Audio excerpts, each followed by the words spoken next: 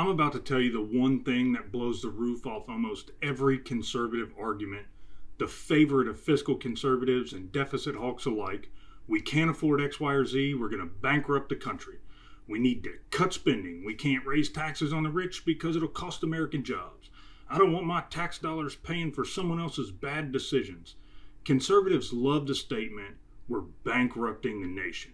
They routinely rail against government handouts, screaming things like, we can't afford another social program, and they parade their children out to beg us not to mortgage their future. Conservatives are taught from birth that the only way to be successful is to grab your bootstraps. You can't take handouts from the government.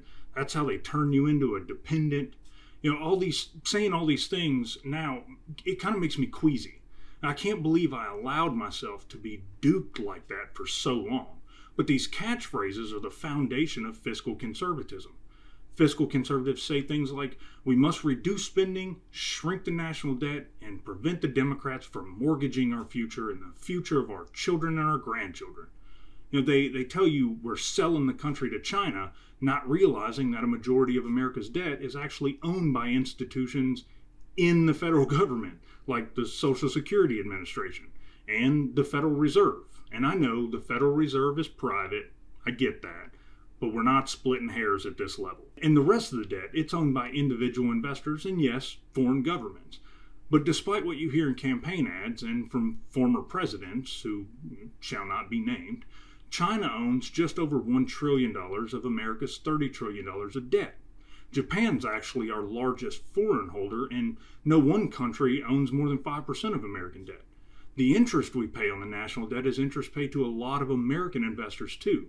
And for the record, that's a good thing, because I almost guarantee your 401k or other pension or retirement account holds debt issued by the United States. Now, all of that out of the way, the lie that is wrapped up in our national debt is one American politicians either know but don't tell you, or don't know and are just as misled as nearly the entirety of the American public. For all you economists watching this, we're not doing a 300 level econ course here, okay? But I'll try not to be too loose with my words. It is nearly impossible for the United States to default on its debt or bankrupt itself. And I say nearly because it is theoretically possible, but we're talking a crisis so bad, it likely won't even be your biggest worry at the time. The United States can feasibly continue to go into debt indefinitely, however ill-advised that is, provided some important things are maintained. One, monetary policy must be responsibly administered, meaning we can't just print money and give everything to everyone, and no one's even remotely suggesting that. Now, we have to avoid runaway inflation or hyperinflation, and even in our current state of inflation, we're nowhere near those things. But that again harkens back to a responsible monetary policy. And finally, our fiscal policy has to promote economic growth while balancing the money supply in cooperation with the Federal Reserve. Again, for my economist, that's a layman simplification. Now, don't get me wrong, those are all important caveats, and I encourage anyone watching this to explore the differences in monetary and fiscal policy, but most of all, learn what a sovereign fiat currency is.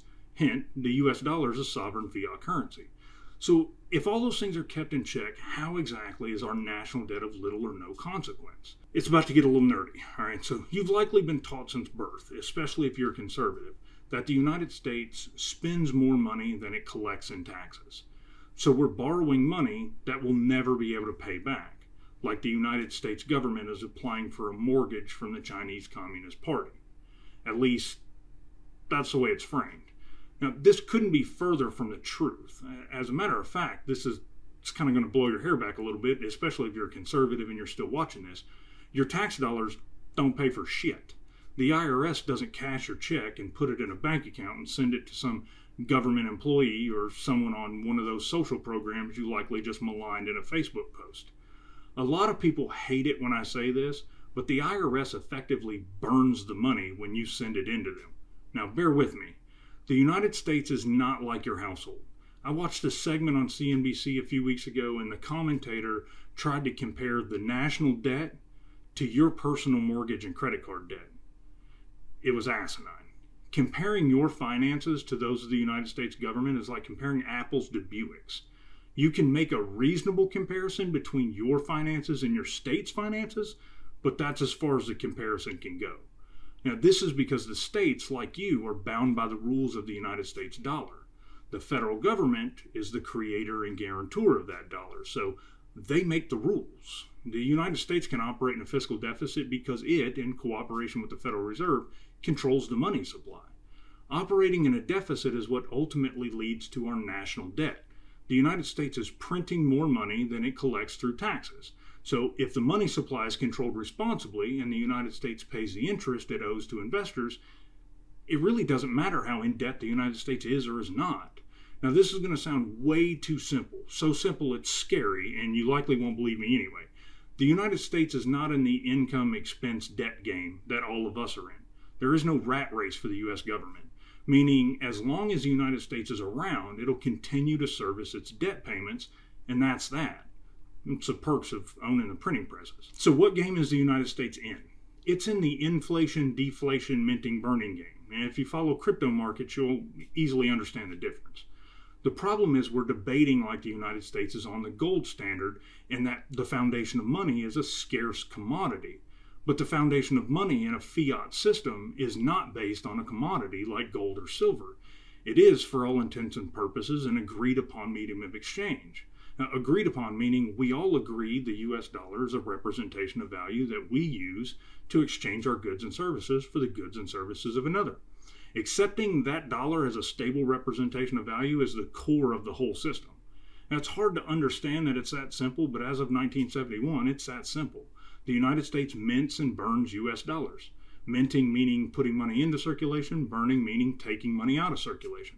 So the Federal Reserve puts money into the system, the IRS collects it from us, thus removing it from circulation. Again, an oversimplification, but that's the gist. Now, you send your tax dollars to the IRS to maintain sound fiscal and monetary policies that support the value of the US dollar. You don't send money to the IRS to support your neighbor on Medicare.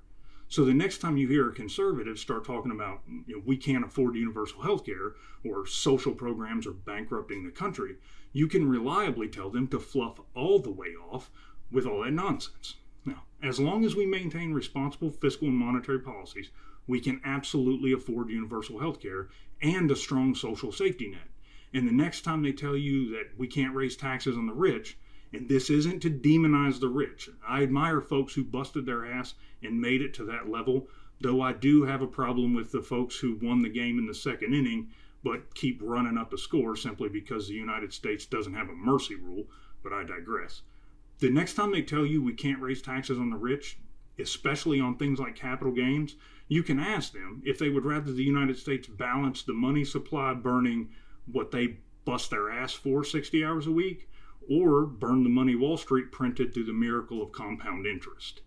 I'm James Killen, deconstructing my conservatism for MeidasTouch. Like, subscribe, and click that notification bell for more great, unapologetically pro-democracy content.